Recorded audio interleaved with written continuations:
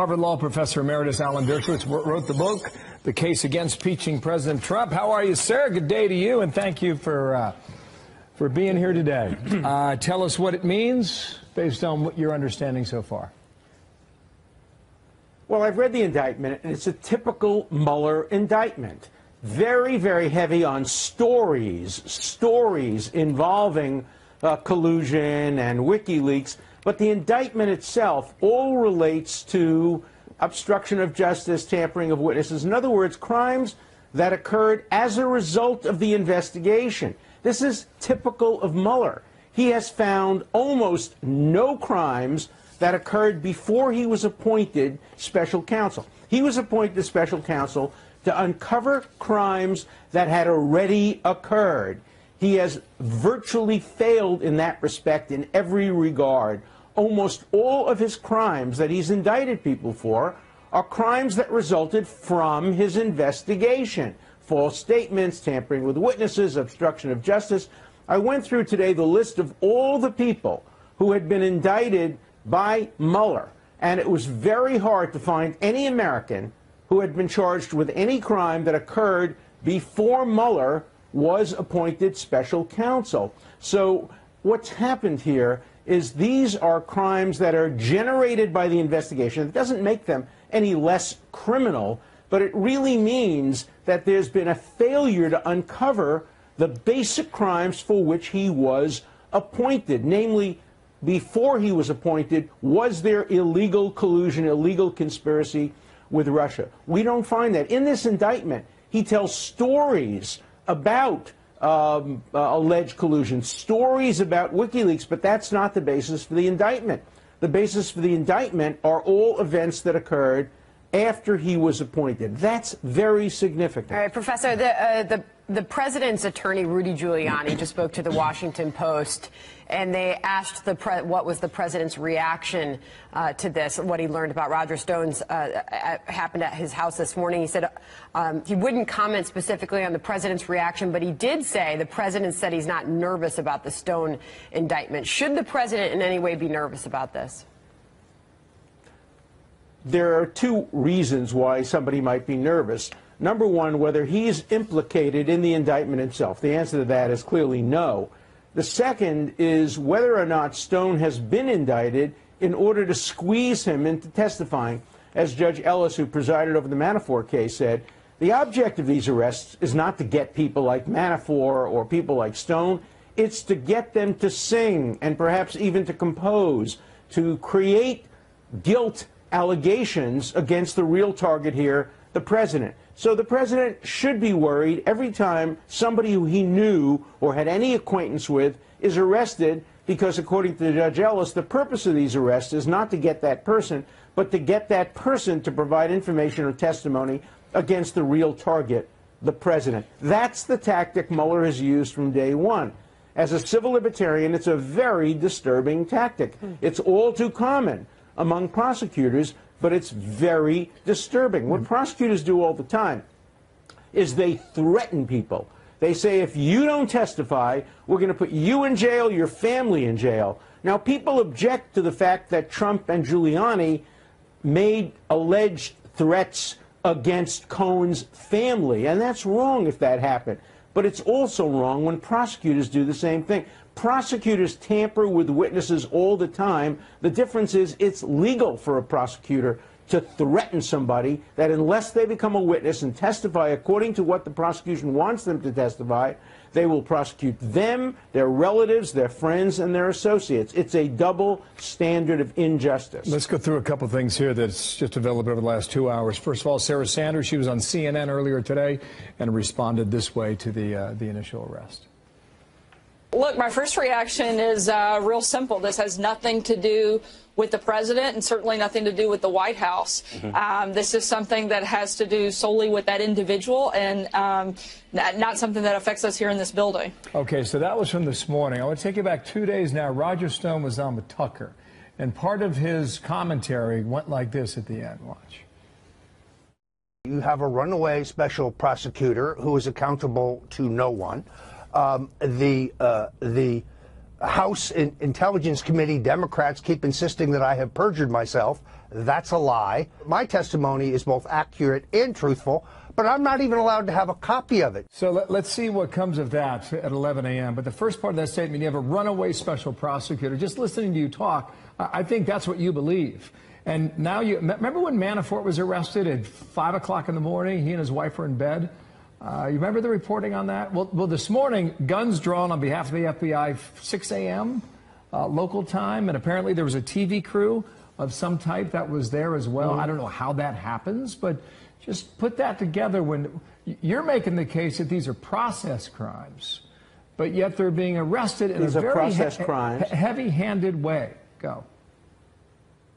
Of course, normally the situation is you call the lawyer, you tell the lawyer, look, he's been indicted, please show up at the federal court tomorrow at 10 o'clock, and maybe they keep an eye on him to make sure he doesn't run away. But in cases like this, you don't typically see arrests of this kind. Look, Rudy Giuliani himself is guilty of having done that. You remember the case back when he went after Goldman Sachs executive and had him handcuffed and arrested in the Goldman Sachs office, and then it turned out there was no case to be brought against him. So this is something that prosecutors do a lot in order to intimidate witnesses. When they want to get people to testify, they're very heavy-handed, and they make the point very clearly, this is not about you.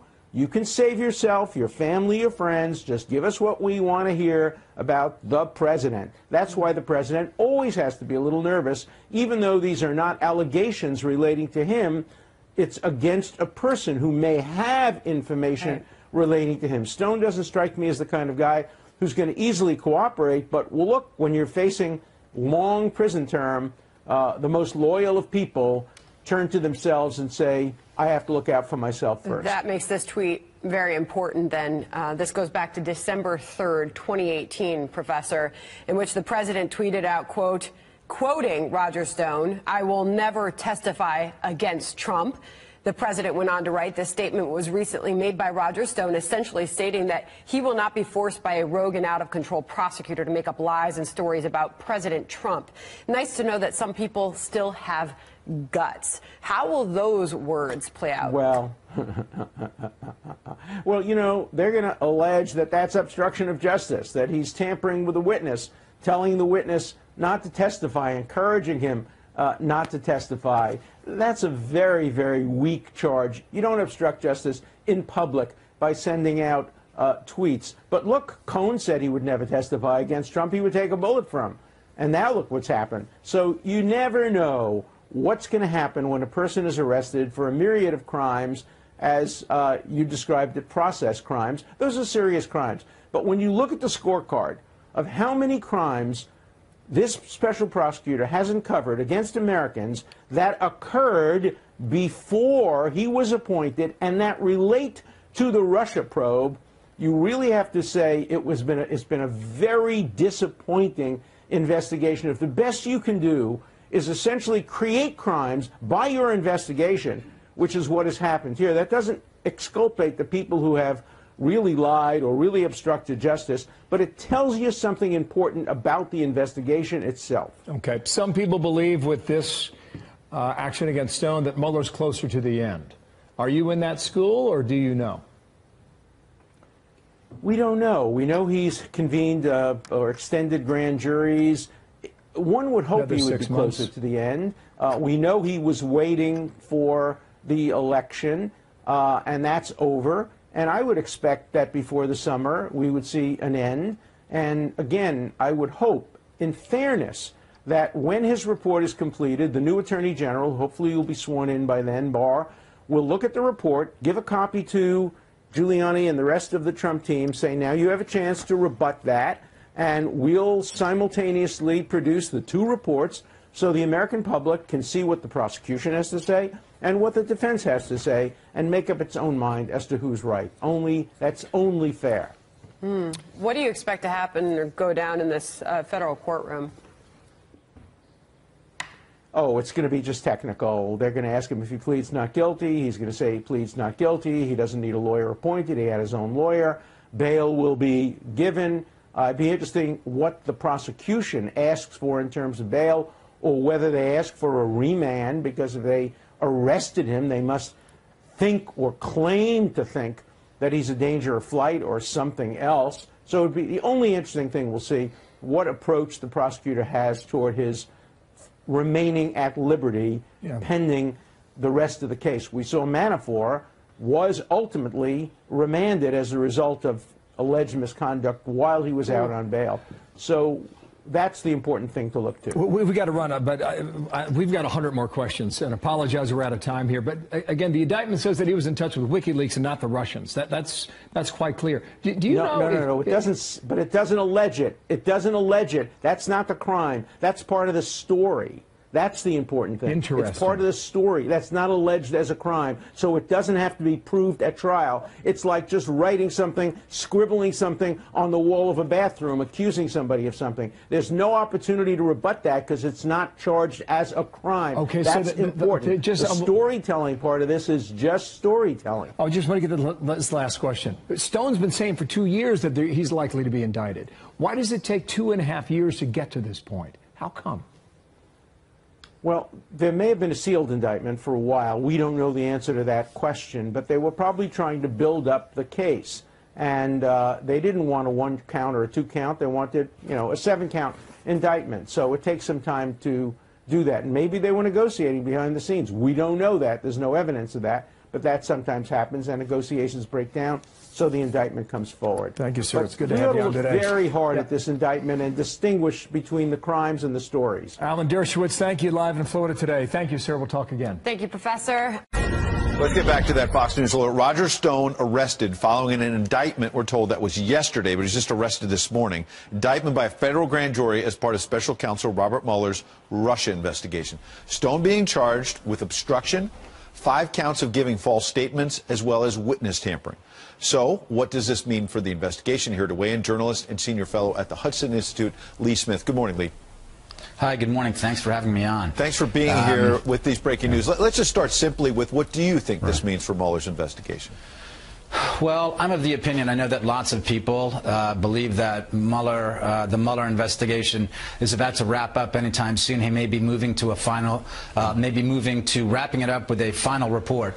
I think that this suggests that it's unlikely that the investigation is going to be coming to an end anytime soon. I mean, I have to say I have no insight into these particular charges, but looking at the history of this investigation, and let's remember that the Mueller probe is a continuation of the FBI's investigation into the Trump team, which started by the end of July 2016. And if we look how this investigation, if we look how the FISA warrant on Carter Page was obtained, and if we look at what happened under the Mueller investigation, I think that this investigation is an enormous problem. I think it's compromised at its source. But meanwhile, the indictments move forward, compromised or not. So I think my next question would be, what does this tell us about the investigation itself? Is it getting to collusion? Because we haven't seen Russian collusion, which is where all of this started, yet. Right. So, Stone has repeatedly said any contact he had with WikiLeaks and others was incidental and that it was not part of some coordinated effort. Right. I mean, what I mean when I say the investigation is compromised at the source, let's remember what this is based on. This is based on the Steele dossier. This was a piece of opposition research paid for by the Clinton campaign and the Democratic National Committee. Now, as it turns out, senior FBI and senior DOJ officials knew this from the outset. They knew where it came from. We also know that the number 2 at DOJ, Sally Yates at the time, and the number 2 at the FBI, Andrew McCabe, they signed off on this. They signed off on the FISA warrant. They knew what it was about. They knew where it was coming from. They knew it was based on the Steele dossier. Other officials there knew it was that had been paid for by the Clinton campaign. Sure. This is the place where we find that collusion is charged. Right. It's only an opposition research paid for by the Clinton campaign. I've got less than 30 seconds. There is no other source for charges of collusion. Right. This is what the Mueller probe is based on. And that's led a lot of people to say that this is poisonous fruit coming from that tree because the investigation was sort of a sham from the start, as you suggest. But I've got less than 30 seconds. So are these process crimes? People still, even if the investigation started unfairly or under improper terms, you still have to tell the truth to the FBI. You still cannot tamper with witnesses.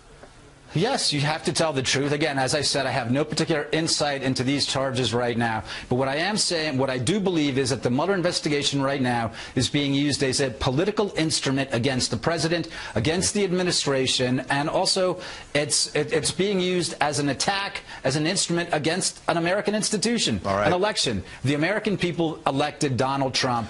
They did not elect Robert Mueller as a fourth branch of government to continue to attack the election. Well, we'll see what Mueller's next move is. We'll see whether the president's reacting on Twitter soon. In the meantime, Lee Smith, it's important to have your analysis this morning. Thanks for coming in. Thanks for having me.